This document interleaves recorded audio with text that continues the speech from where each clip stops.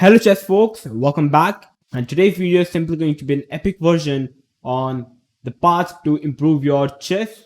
Today we are going to discuss how we can improve our chess through developing the sense of strategical improvement.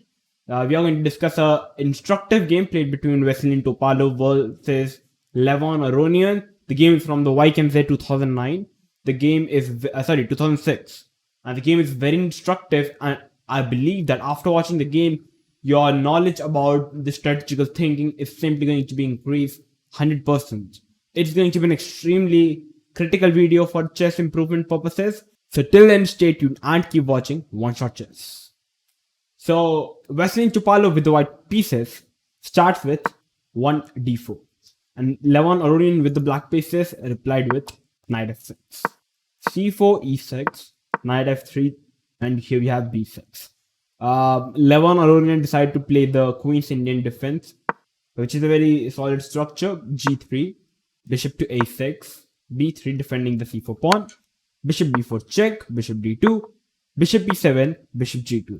The idea of giving this bishop b4 check and then go bishop to e7 was to provoke the bishop to come on d2 and not go to the b2 square, because b2 square is considered a very good square for the bishop rather than d2.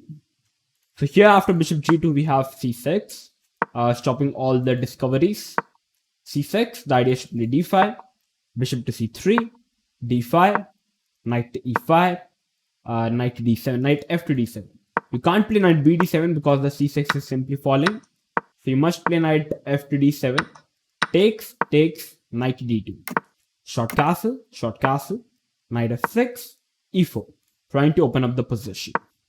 And here, Levon Aronian played the move b5, trying to put pressure on the pawn on c4, ed, and here we have rook e1. Rook b8, trying to open up the position and trying to control of the b file. So Vasilin Topalov simply shut the position by playing c5. Bishop c8, the bishop was not doing much on a6 now because the pawn is now c5. So he tried to reroute the bishop to, I guess, to f5 square is the most ideal square. Knight f3, and here we have knight to e4 by Levon Aronian. It looks like the most ideal square for the knight, because here the knight simply attacks the bishop goes back, and black can continue with bishop f6, trying to put pressure on the pawn on d4. So after knight to e4, what Vasilin Topalov did was, so first of all, here's my question. What are you going to do in this position if you are in Vasilin Topalov's shoes? You can pause the video and try to find what's the idea in this particular position if you're playing with the white pieces. Try to find a deep idea, a good idea, and you can resume the video. Okay, so I hope that you guys must have had a deep, nice thought, and you must have come up with the move sacrificing your rook for the knight. After pawn takes, what is the purpose of sacrificing the rook for the knight? What are we getting in exchange? White plays the move knight to e5. And after knight e5, you can see how White's idea is to capture the pawn on c6 and try to hit the queen and the rook. Like, the basic idea was not to pin the fork the knight, fork the rook or the queen, but the idea is to simply eliminate the c6 pawn and try to get the double connected pass pawns, which will eventually help Vasilin Topalov to put more pressure on his opponent and try to win the game. So after knight to e5, the best way is to play queen to d5, which was played by Levon Aronian to defend the c6 as well as the e4 pawn.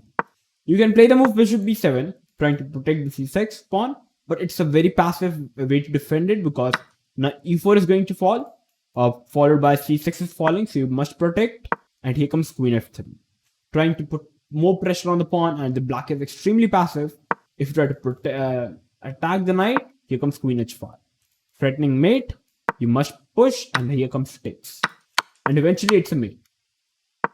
So it's not a good idea to defend passively. You must play aggressively by playing queen d5. Vasilin Topalov played the move queen e1. And now again the critical moment here is, why should you play the move queen e1, not queen e2? What's the reason behind it? The reason behind queen e2 being a bad move here is, here black can play f5. White want to play f3 in order to open up his bishop, But in this position, it's not working because of bishop into c5. And after pawn takes, queen takes, you'll notice how the bishop as well as the king. So basically the king have to move and the bishop is falling. If the queen would have been on e1 at the place of queen e2, the bishop would have simply been protected. So that is the reason white played the move queen e1. Bishop to f5, because after f5, the idea is to play f3, and again, white is still going to open up the position.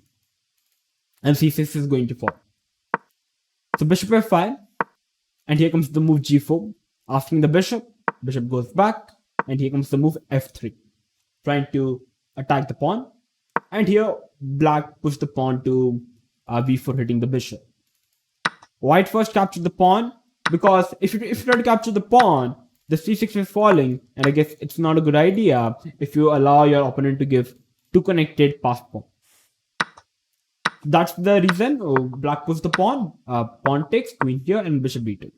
And here basically, if I count the material, white is having 7 pawns, and black is having 6 pawns, and white is an exchange down. So material-wise, black is the pawn up, but black is actually happy because the c6 pawn is still alive.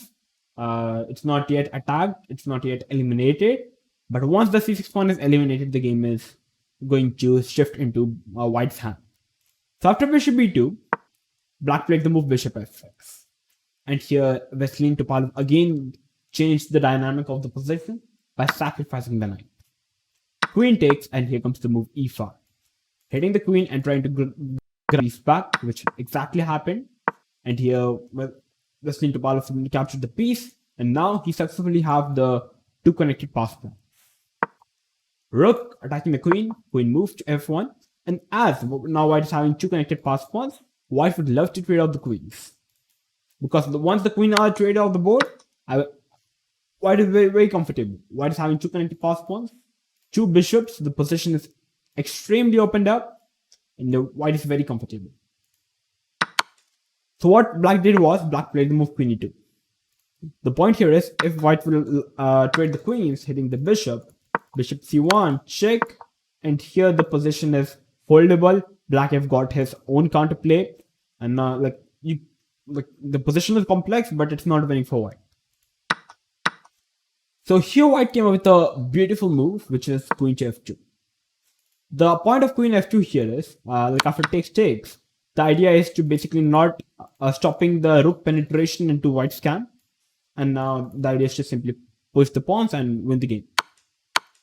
So basically, white even sacrificed the pawn, h3, bishop c1. White is even ready to do this, trading off the queen, bishop f4, and you can see how these two bishops are strong enough to stop these two rooks and try to win by these 2 pawns. So after bishop c1, we have queen h5, bishop f4, rook d8, pawn push, bishop to e4 by Levin Aronian, trying to remove the main defender of the white's position, the bishop on g2. We have c7, the rook to c8, rook to e1, and here black played the move queen to g6. After queen g6, black is hitting the bishop on g2. And here, what is the only move for white to win the position, to keep the winning advantage? You can pause the video and try to find the best move which was played by Vasilin Topalov in the position. Okay, so I guess you guys must have had a deep, nice thought, and you guys must have came up with the move rook sacrifice. The point here is, if you make another slow move like king h2, here after bishop g2, rook takes, queen takes, queen to f6. The position is, you can say white's king is not yet that much safe now because the one bishop is eliminated. And second, the position is not winning for white now, because now white can simply take off the control of the light squares, and it's no longer weak winning, it's equal position. So that's the reason you must give up the rook, you must give up the exchange, and basically now white's king is extremely safe, and now white is ready to push up the pawns, which was exactly happened in the game. And you can't really stop the pawns, it doesn't matter how hard you try. Like king h2, and the idea is to push the pawn. So black played the move queen f5 in order to take control of the light squares. Queen g3, threatening mate. g6, and now queen g5. The idea is to eliminate the only piece that can cover the light squares. If you play queen g4, it's still winning. It still covers the light squares. Queen g5, queen trade, and knight's winning. It's falling apart. Bishop c6, hitting the rook check, king move, and in this very position, Levin Oronian resigned the game. The reason is quite simple. You can't capture the pawn because it's too movement. So yeah, this was a fabulous game, instructive game played by Veselin Topalov to eliminate, to beat Levin Aronian. It was very instructive, giving us sacrifices, getting imbalances position, how to think in the position, trying to get two connected pass pawns by giving exchange sacrifice, trying to get active play. That is all we need in chess to be better. So it requires, like, giving an exchange sacrifice. It must be very concrete. It must give you an active position. There must be some compensation in it in order if you are giving an exchange sacrifice. So this sense of improvement you can get this sense of improvement by studying classical games like these games. So I hope that this video must have helped you to improve your chess knowledge about strategical thinking. It was all about strategy. So yeah, if it did help you to improve your game, then make sure to like the video, share this video with your friends and family members, and click the notification bell so whenever I would be uploading a new video, you would simply get notified. So till then, stay tuned and keep watching Oneshot Chess.